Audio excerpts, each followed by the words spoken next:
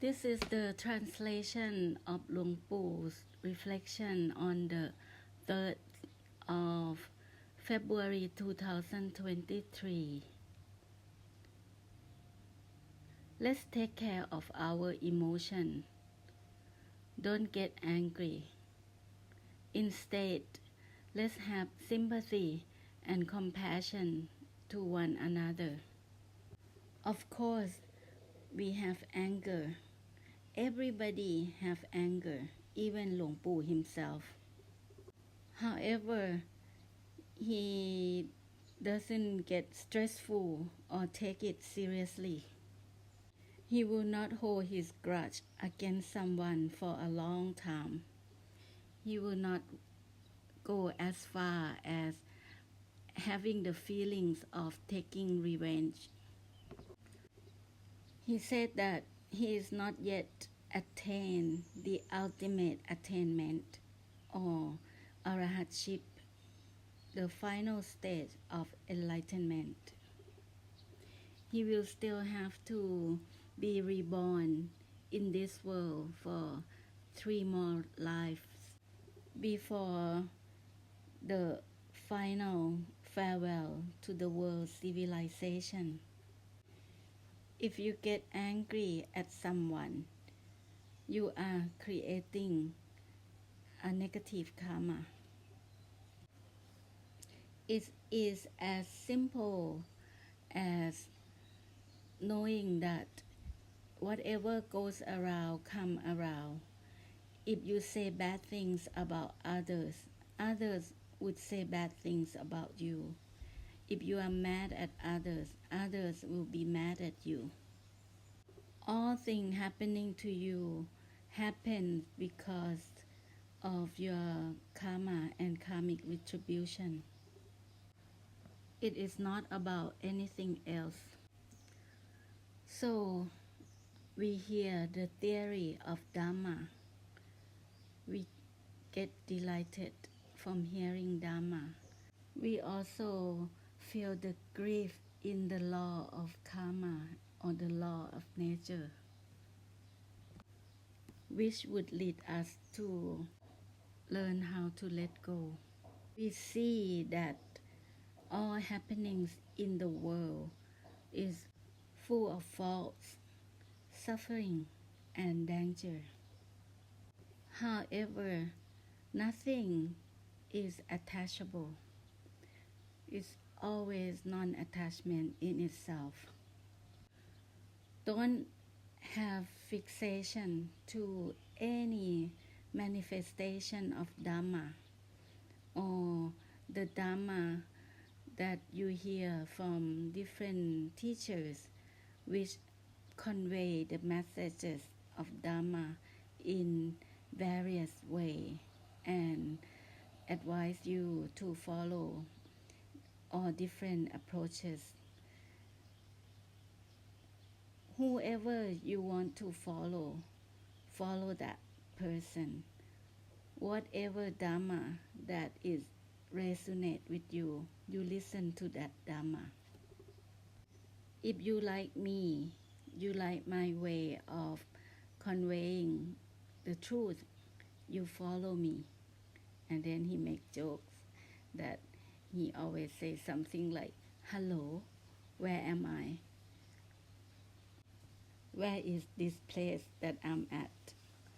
So it's just like joke to say that he have his own style of giving Dhamma.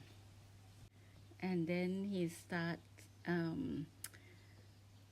saying the things that he had recorded when he was monk, which always have the introduction before he start giving Dhamma. He would say, hello, where is this place? This is the big cave of the great toad. It is the place where he was meditated in. It was a cave, a big cave that have a toad. A toad is like a kind of frog, if you know frog. Um, so he called that cave a temple of the great toad. And then he asked the audience, why are you so quiet when you listen to this? Are you already enlightened? And then he laughed. He said, no, you're quiet because you cannot understand what I'm saying. Then he addressed or talked to one of the audiences that, oh, you have a good character. If you stay in this path as being an ordained person, you will become gracious. Just be careful that you will not be dead before the proper timing. And then he elaborates, explain that what he mean by being dead is mean that you turning back to the worldly way. It means that you are dead from beingนักบวช or being the ordained person. หลวงปู่ said when he scanned the ordained person sitting in front of him, he know how they are behaving. He knows what they are hiding inside of them. He knows what is their obstacle. He knows the cause and effect that they have created and will receive, but he will not tell all of the things that he knows. His duty is just to give help and support so they can transcend their obstruction and get rid of their obstacle. So he only helped them, not to tell them what they are doing wrongly or having like wrong conduct. Then he gave his view on the word broad, which means blessing. He said that to use this word is only when you are at the level of highly attained the enlightenment at some stages. It's not for common people to say that they are blessing someone. The blessing only come from those who already enlightened. It's a word that is high status. So be careful when you are using this word blessing. Try to preserve the good culture of the Buddhists because we are Buddhists. Some said they conduct right behavior as being a Buddhist, even that we see that it is not the correct way, but we should not argue with them. We should not create any conflict and fights. So he said that he will share with you these profound words that is the Dhamma at the ultimate level. So he said, to enlighten the Buddha's Dhamma is to see the truth at the ultimate level by aiming to see all things according to their true reality.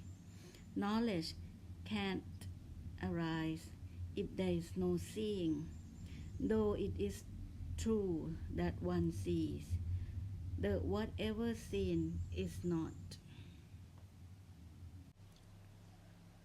After he recited the words, he said, if you just listen to it without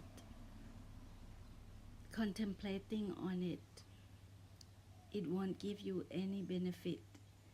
It cannot help you to transcend from the worldly Dharma. All teachers have their own way to share their teachings.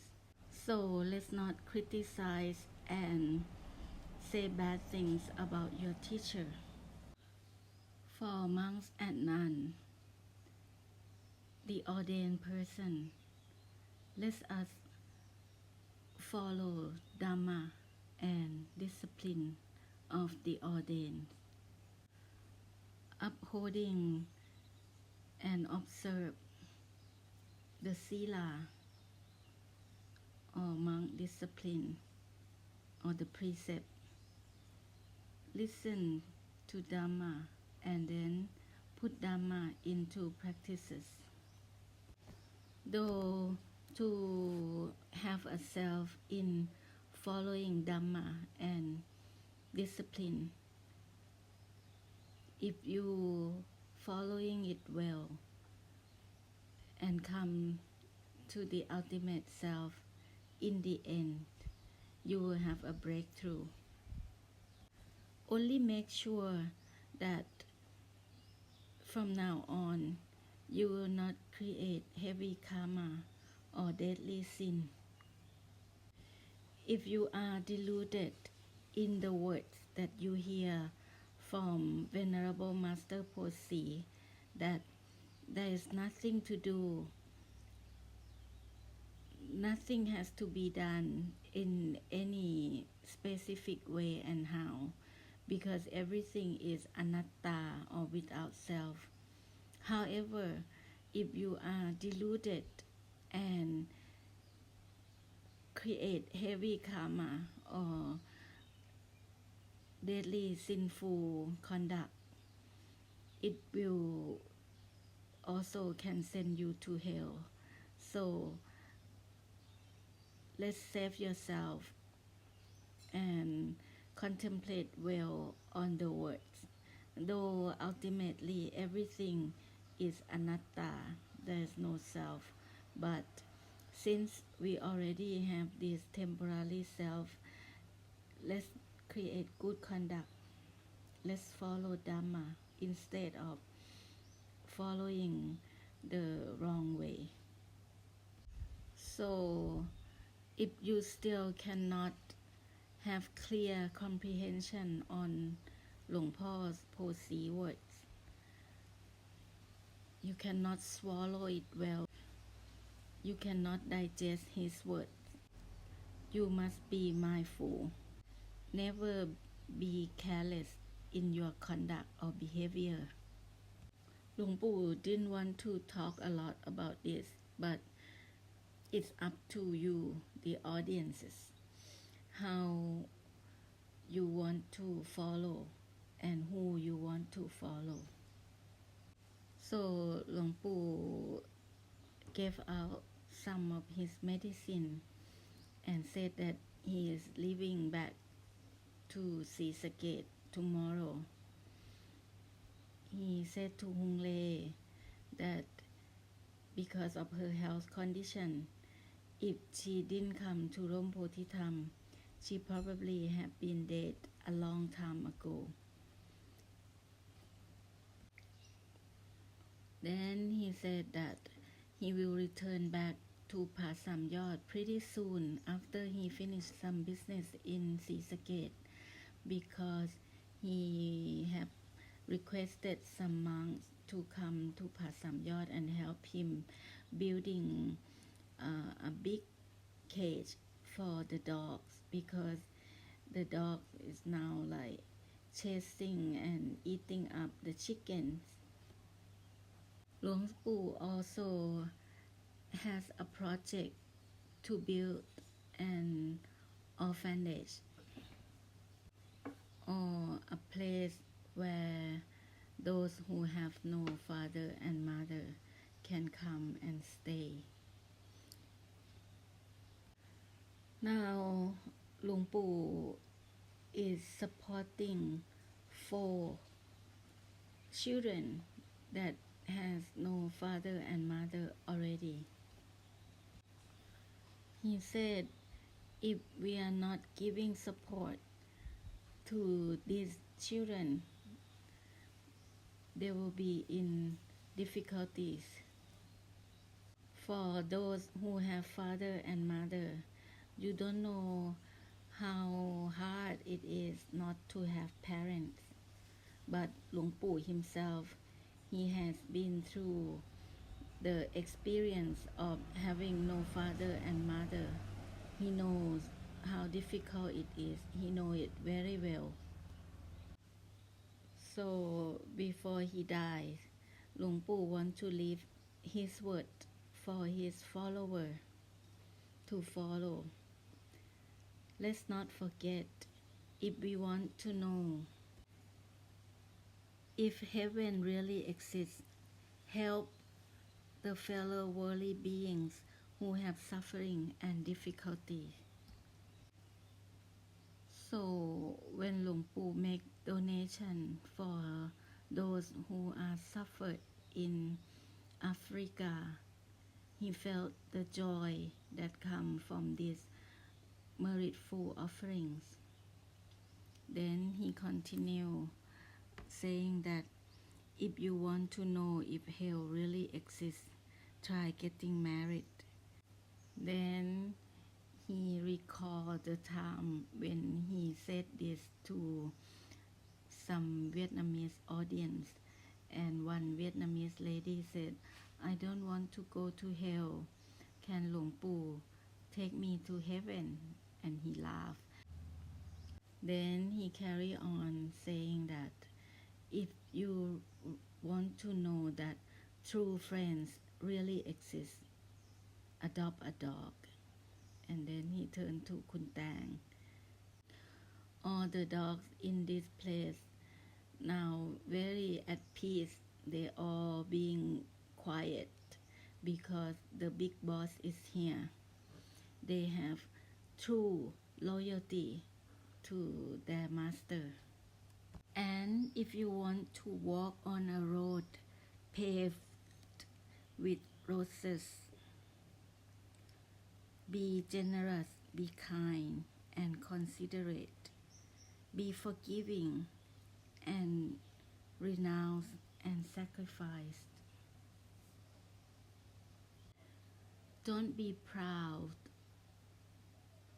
or be conceit when you drive an expensive car. And don't feel hurt or be ashamed that you are riding an old motorcycle. Regardless of which classes in the society that you are from, when you are on the road, you are all the same. You might get caught in the traffic jam all the same. You are facing the same risk of having accident or might getting into fight because of some bad driver. Again, he repeated that heaven truly exists if you help those who are in sufferings and difficulties. Luang Pu, at his senior age, he had been flying and he could fly very high, and he had seen heaven. Heaven revealed to him when he sees the hungers got fed, like got food to eat. So he advised those who still indulge in the worldly way, do not get stuck misspending your money in satisfying your own desire, like going to expensive places for food and drinks and music and entertainment, spending all the things that make you having fun, like traveling. Some even misspending their money, creating dark and woeful state or sinful karma for themselves, like betting or gambling, getting themselves intoxicated, and this sinful karma will send them to hell. However, Luang Pu have shared with his audiences many times that all of us had to did some wrong at some stages in our life. Even when we read in the Tipitaka some stories of the Buddha and his Arahant follower have shown that they too had done some wrongs before they got enlightened. For example, Ahingsaka Kuman, which is one of the Buddha's Arahant disciple or fully enlightened ones, he killed 999 persons before he got enlightened because he was tricked by his teacher to kill 1,000 before he can learn some secret subject from his teacher, and he will become great in the world. However, his teacher was a deceitful man or a con man. Although he had done heavy karma, but when he met the Buddha and correct himself, he attained the ultimate enlightenment. Then Luang Pu said about the belief in the Creator, world Creator. There is only one world, but Christianity said that Yahovah created the world. Muslim say that Allah created the world. So he said there is only one world. So who really created the world? So let's not be deluded in praying, worshipping, and begging to satisfy your desire or beg for protection from the divine or the Holy Spirit. Let's create good karma for yourself. Believe in the law of the cause and effect. If you done good cause, you will receive good effects. There is no creator. So let's not be deluded in the belief that you can pray and ask for protection or ask for the answer of your wishes. It is all deceiving. Our Buddha has already revealed the truth that the world has no creator. Everything happens because of the karma and karmic retribution. Your conduct, your behavior, and the consequence of your doing. It is all about karma and karmic payback. Toward the end of this session, Luang Pu said he will make an announcement, but he will not raise funds for the project that he is hoping to do in this 2023.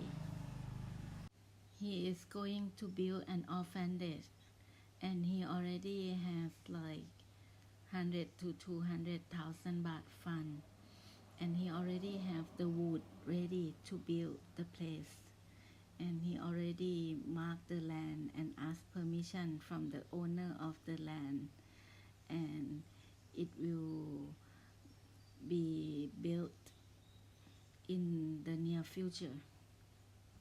And he turns to Kun Tang, who just bought a new piece of land, for her not to take down the houses that come with the land that she had just bought, because even that she take down the houses in that land, she will not rebuild anything on the place in the near future.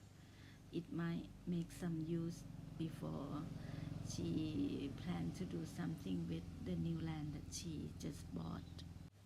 She tell her to go slowly with developing all the land that she's having now. Just do according to the fund or the investment that she has. He turned to Manning and said, "Do you agree that I am now at the final stage of my life?" So I agreed with him. He said that he's speaking a bit too fast, so carefully listened and have clear understanding of his word. All the thing he said is very straightforward, direct, and honest. He asked us, his audience, his follower, his descendants, not to have conflict and fight among us. Don't compete and compare with one another, so that we can be in harmony. Then he pointed at the cliff that has two rocks for us to see that for him, he imagined those two rocks is like lion and tiger.